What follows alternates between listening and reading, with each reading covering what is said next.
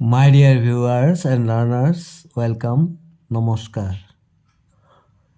আজিৰ এই ভিডিঅ'টোত ক্লাছ 3ৰ ব্লুচুম 1 কিতাপখনৰ English lesson 5 the hare and the tortoise এই পাঠটোৰ বিষয়ে আমি কিছু কথা শিকিম। মৰমৰ ছাত্ৰ ছাত্ৰীসকল, তোমালোকে এই ছবিখন চোৱা। ইয়াত দিছে the hare and the tortoise. Hare মানে the hare and the tortoise. Hare মানে শহাপহু আৰু টৰ্টইছ মানে কাছ। ইয়াত দিছে লুক এট দ্য পিকচাৰ্ছ। তাৰমানে ছবিবিলাক চাব গৈছে, কেইটামান ছবি আছে ইয়াত। And answer the question given বোলে, আৰু তলত দিয়া প্ৰশ্নবোৰৰ উত্তৰ দিব লাগে। মৰমৰ ছাত্ৰ ছাত্ৰীসকল, তোমালোকে ভালদৰে চোৱা। কি কি দেখিছে বাৰু? ইয়াত কি খেল দেখিছে বাৰু? এইটো এটা ইনডোৰ গেম হয়। মানে আমি জানো যে খেল দুই প্ৰকাৰৰ হয়। এটা হ'ল ইনডোৰ গেমছ আৰু এটা হ'ল আউটডোৰ গেমছ। আউটডোৰ গেমছ আমি বাহিৰত খেলোঁ, যেনেকৈ খেলপথাৰত খেলোঁ, যেনেকৈ ফুটবল, ক্ৰিকেট, আৰু কিছুমান খেল আমি ঘৰৰ ভিতৰতে খেলিব পাৰোঁ, যেনে লুডু, কেৰম, চেছ এইবিলাক। এতিয়া লুডু খেলৰ নিচিনা লাগিছে।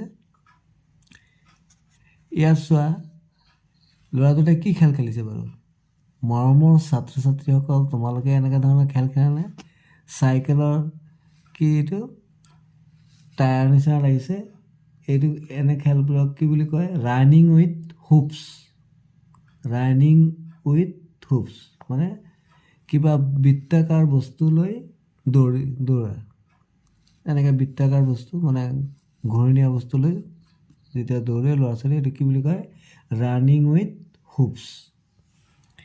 এতিয়া ইয়াত চোৱা, এইটো কি খেল খেলিছে? এইটোতো তোমালোকে খেলিছে বিদ্যালয়ত, হয় নাই? এইটো আমি কি কওঁ? টেকেলি ভঙা খেল বুলি কোৱা, হয় নাই? এইটো ইংৰাজীত কোৱা হয় ব্লাইণ্ড ফল্ড হিটিং দ্য পট, মানে দ্য পট গেম। চকু এইদৰে বান্ধি দিয়া হয়, আৰু তাৰপিছত এটা যিকোনো ষ্টিক দি এইদৰে আমি এইটোত কি কৰিব লাগে? আমি হিট কৰিব লাগে, হয় নাই? মৰমৰ ছাত্ৰ ছাত্ৰীসকল, এতিয়া তোমালোকে ইয়াত কি দেখিছা? এই খেলটো তোমালোকে খেলিছানে? শিলগুটিৰে খেলে। ইয়াত 1 2 3 4 5টা শিলগুটি এইদৰে এটাৰ ওপৰত এটা এইদৰে উঠাই খেলিছে। আৰু তোমালোকে খেলি পাইছানে? এইটো কি বুলি কয়? Stack the stones game. Stack the stones game. এইদৰে শিলগুটি এটাৰ ওপৰত এটা দি তোমালোকে খেলি পাইছে চাগে। তাৰপিছত এইটো বল এটা দি এইটো এনেকৈ ইয়াত মাৰি পেলুৱাই দিয়া হয় শিলকেইটা।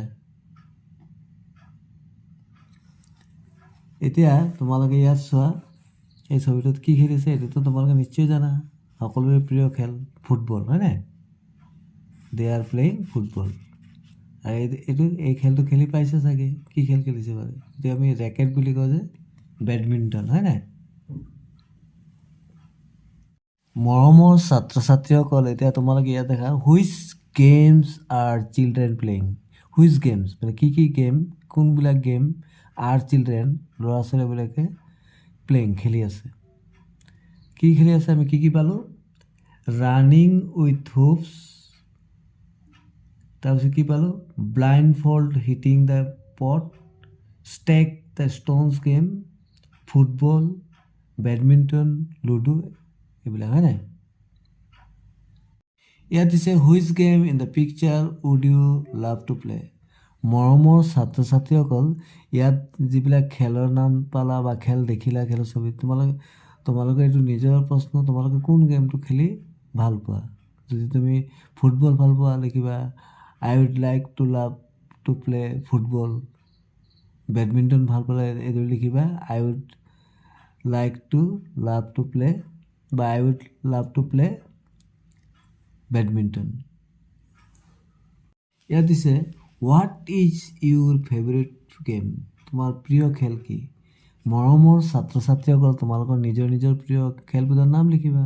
তোমাৰ যদি প্ৰিয় খেল ক্ৰিকেট হয়, লিখিবা my favourite game is cricket. যদি ফুটবল হয়, মাই ফেভৰেট। এইটো বস্তু with whom do you like to play. তুমি কাৰ লগত খেলা? মানে বন্ধুৰ লগত নিশ্চয় খেলা। এইটো I like to play with my friends, মই বন্ধু বান্ধৱীৰ লগত খেলি ভাল পাওঁ। মৰমৰ ছাত্ৰ ছাত্ৰীসকল, ইয়াত এটা সাধু দিছে। Let's read the story. আহা আমি এই সাধুটো পঢ়োঁ। মৰমৰ ছাত্ৰ ছাত্ৰীসকল, তোমালোকে প্ৰথমে ছবিটো চাই লোৱা। কি দেখিছে? এটা শহাপহু আৰু এইটো কি দেখিছে? কাছ, হয় নাই? হেয়াৰ আৰু টৰ্টইছ। ইয়াত পঢ়িছোঁ, ওৱান্স আপন এ টাইম, কোনো এটা সময়ত, ইন এ গ্ৰীণ ফৰেষ্ট, এটা সেউজীয়া জংঘল বা বনত, দেয়াৰ লিভড এ হেয়াৰ, এটা কি? শহাপহু বাস কৰিছিল। হি ৱাজ ফ্ৰেণ্ড টু এ টৰ্টইছ, এটা টৰ্টইছ মানে এটা কাছৰ বন্ধু আছিল। আকৌ এবাৰ পঢ়িছোঁ, once upon a time, in a green forest, there lived a hare, he was friend to a tortoise. এতিয়া আমি ইয়াত এই পেৰাগ্ৰাফটো পঢ়িম। ওৱান ছানি ডে, এদিনাখন ছানি মানে খুব দিনটো কি আছিলে? উজ্জ্বল ডে আছিলে, খুব ৰ'দ দি আছিলে। The hare challenged his friend tortoise to a race.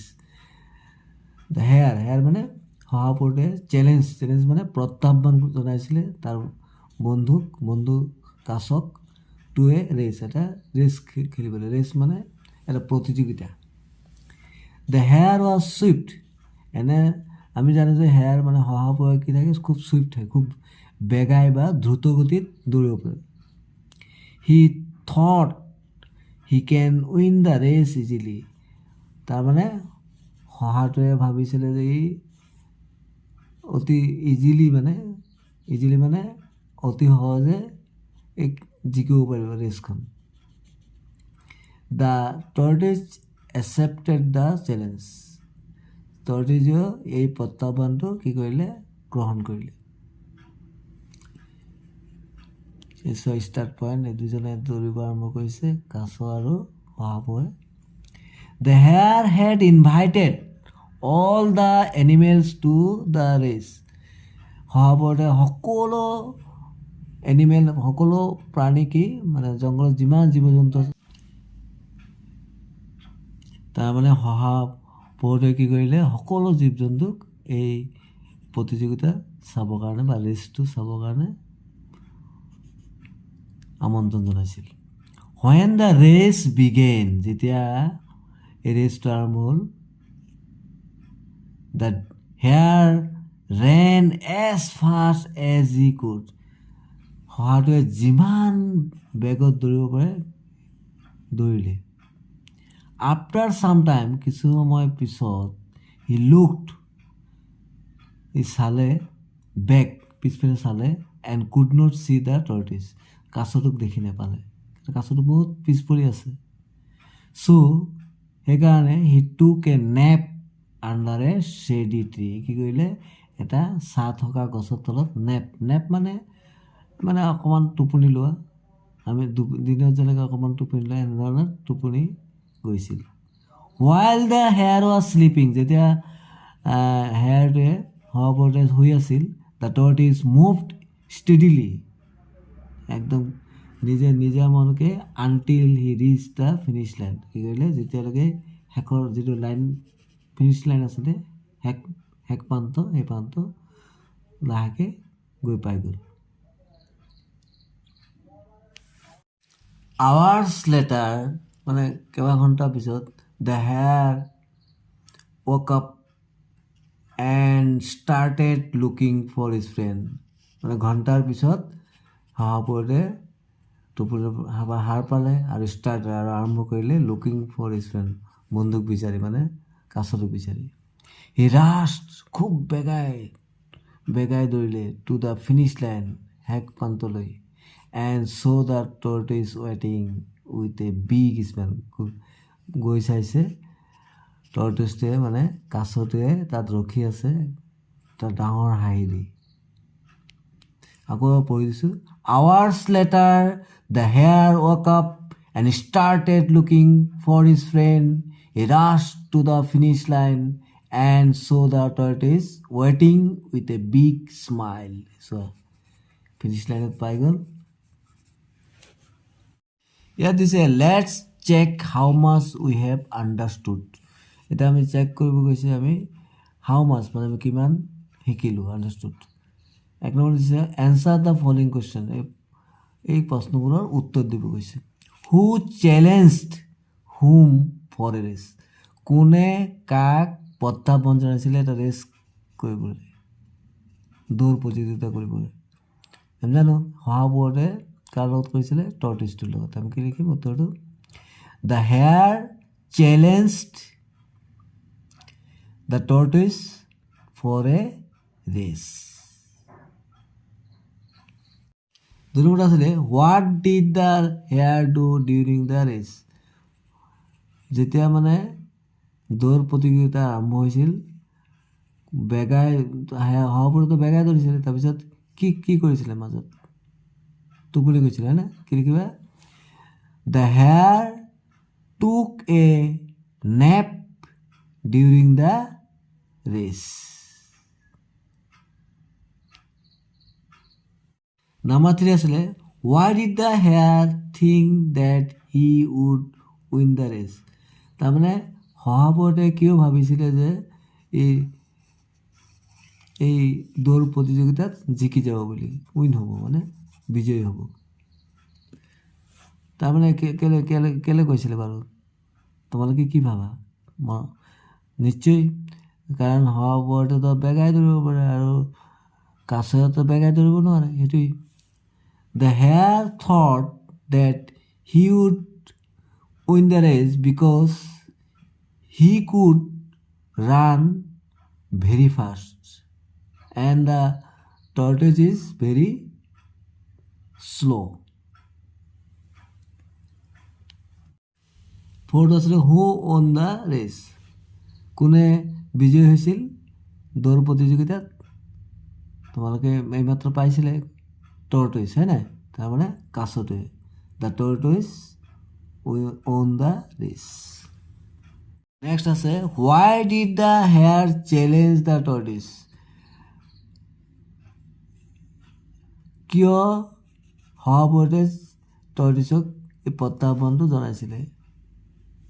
ইয়াৰ এই প্ৰশ্নটো এই প্ৰশ্নটো প্ৰায় একেই আছে, কাৰণ কি এইটো একেই লিখিবা, because the hare challenge the tortoise because the tortoise was very slow' and the hare could run very fast. ইয়াত দিছে how many characters are there in the story, এই সাধুটোত কেইটা কেৰেক্টাৰ আছে, কেইটা চৰিত্ৰ আছে, হু আৰ দেয়াৰ কোনটো কোনটো, দুটাই মেইন চৰিত্ৰ আছে, এটা হ'ল কাছ আৰু এটা হ'ল শহাপহু, the hare and the tortoise. Who are there, the hare and the tortoise, মানে কাছ আৰু শহাপহু। ইয়াত দিছে draw and colour your favourite character from the story, এতিয়া তোমালোকে যি কেৰেক্টাৰটো পালা শহাপহুটো বা কাছটো তোমালোকে ইয়াত